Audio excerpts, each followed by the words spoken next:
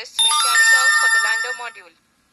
The success of these tests has provided great confidence in the performance of all the onboard sensors, propulsion system, and associated guidance, control, and navigation algorithms.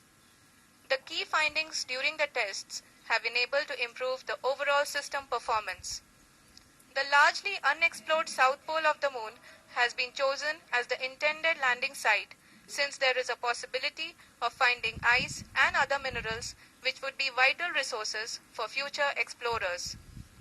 Apart from continuing investigations pioneered by Chandrayaan-1 and Chandrayaan-2, the Chandrayaan-3 mission will also provide invaluable data to the science community around the world.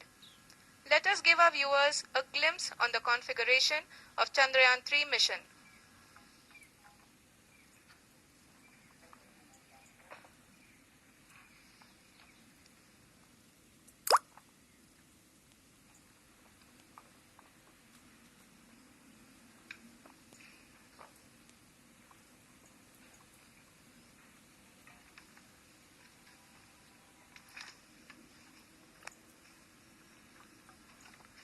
Chandrayaan 3 का mission plan लगभग चंद्रयान 2 के तरह ही बनाया गया है।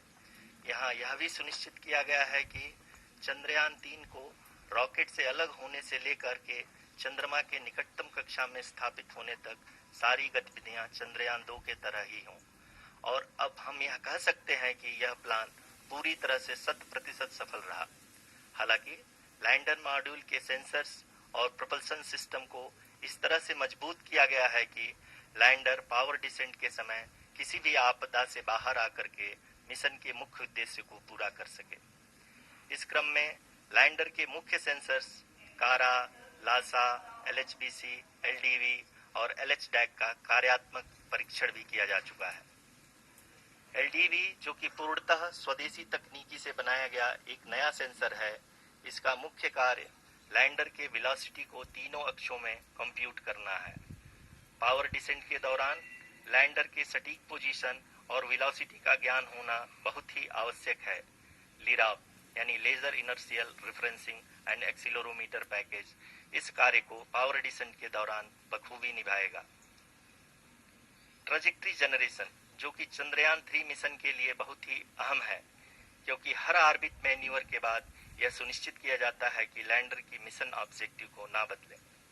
इस क्रम में मैं यह भी आपको बता दूं कि ऑर्बिट डिटर्मिनेशन, जो कि उपग्रह के पोजीशन और वेलोसिटी को बहुत ही एक्यूरेटली बताता है, एक बहुत ही कठिन और जटिल कंप्यूटेशन और एस्टिमेशन होता है।